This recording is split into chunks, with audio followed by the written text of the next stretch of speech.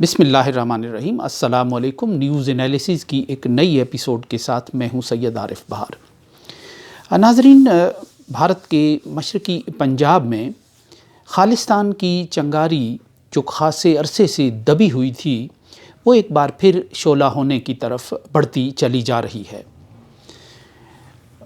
اور ایک 29 سالہ نوجوان ان بھڑکے ہوئے یا بھڑکتے ہوئے جذبات کا نمائندہ اور ترجمان بن کر سامنے آ رہا ہے۔ وہ نوجوان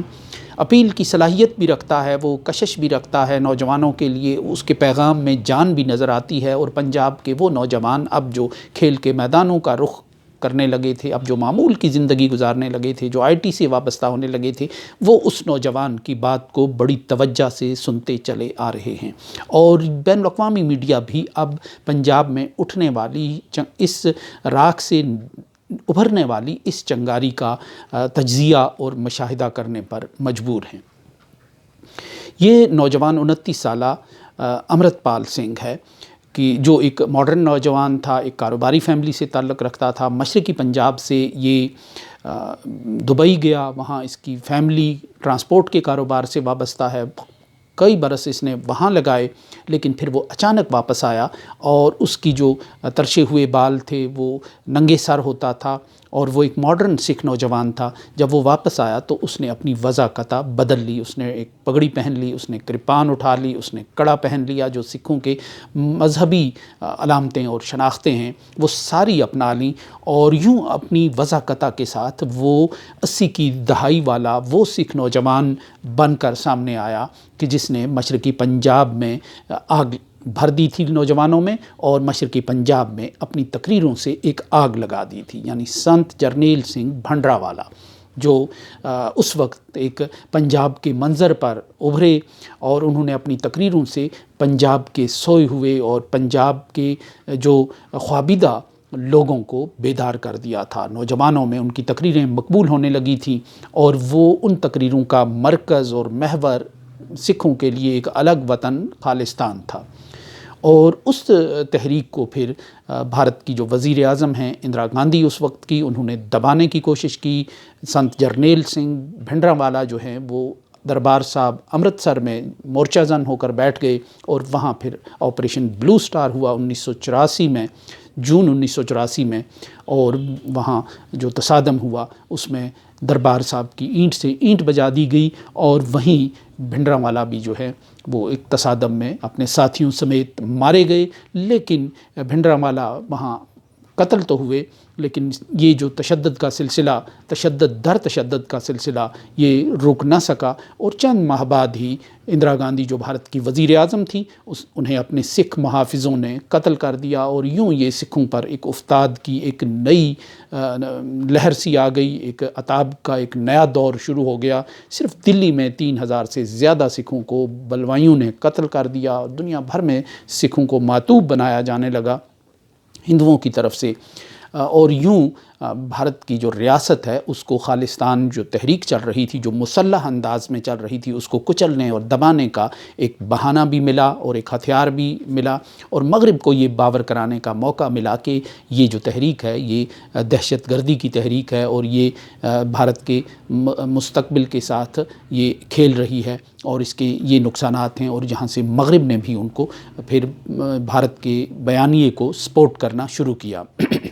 تو یہ وہ دور تھا کہ جب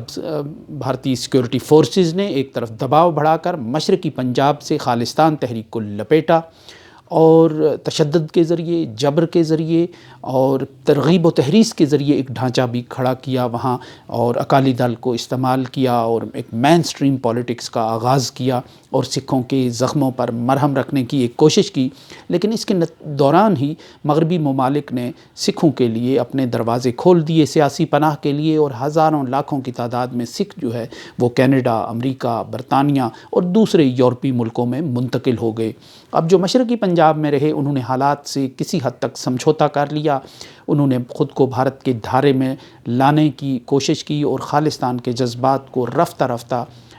وہاں سے اکھاڑ پھینکا گیا جڑ سے۔ لیکن جو باہر کی دنیا میں رہنے والے سکھ تھے انہوں نے اس کو ایک نظریاتی تحریک کے طور پر زندہ رکھنے کی کوشش کی۔ 1998 میں مجھے بھی برطانیہ میں ایک سکھوں کی ایک بڑے اجتماع میں شرکت کا اور اسے قریب سے دیکھنے اور رپورٹ کرنے کا موقع ملا تھا۔ یہ برمنگھم کے نواح میں ایک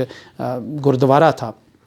اور اس میں بہت بڑی دنیا بھر سے جو سکھ ہیں زائرین وہ وہاں آئے تھے اور وہ وہاں تقریریں کر رہے تھے۔ تو لیکن وہاں اس جو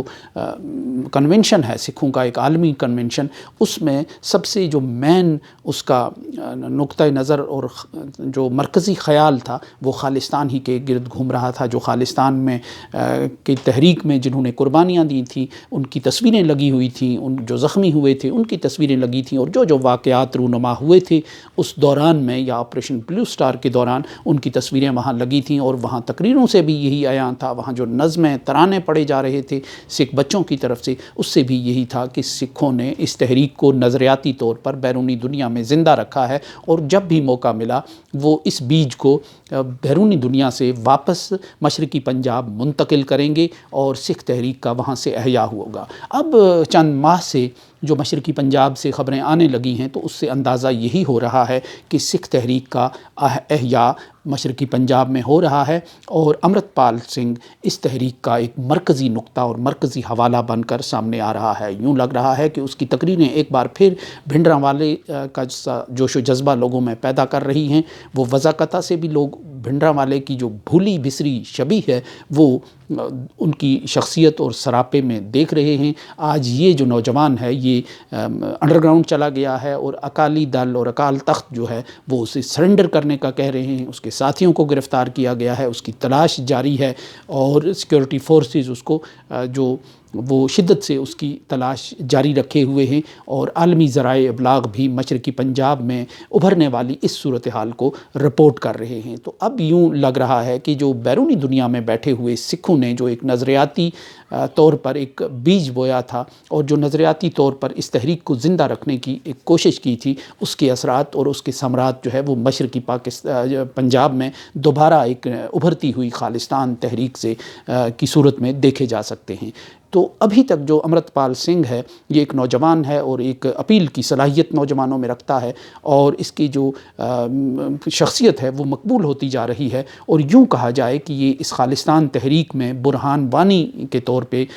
سامنے آ رہا ہے۔ ایک برہان وانی ہے اس تحریک کا، کیونکہ ابھی تک اس نے کوئی مسلح کارروائی نہیں کی، کوئی بڑی کارروائی نہیں کی۔ یہ ایک پوسٹر بوائے کے طور پہ سامنے آ رہا ہے، اور اپنی شخصیت کو گلیمرائز کر رہا ہے، اپنی شخصیت کو پرکشش بنا رہا ہے، اپنی تقریروں کے ذریعے نوجوانوں کو اپنی طرف موڑ رہا ہے، اور انہیں آئیڈیلائز کرنے کے لیے ایک شخصیت ان کے سامنے رکھ دی ہے اس نے۔ اور یہ وہی کام ہے کہ جو برہان وانی نے کچھ برس پہلے کیا تھا، کہ اس نے ایک دم توڑتی ہوئی کمزور ہوتی ہوئی نظریاتی تحریک میں آ کر اس نے ایک پوسٹر بوائے کے طور پہ سامنے آ کر لوگوں کو، نوجوانوں کو، نئی نسل کو آئیڈیلائز اور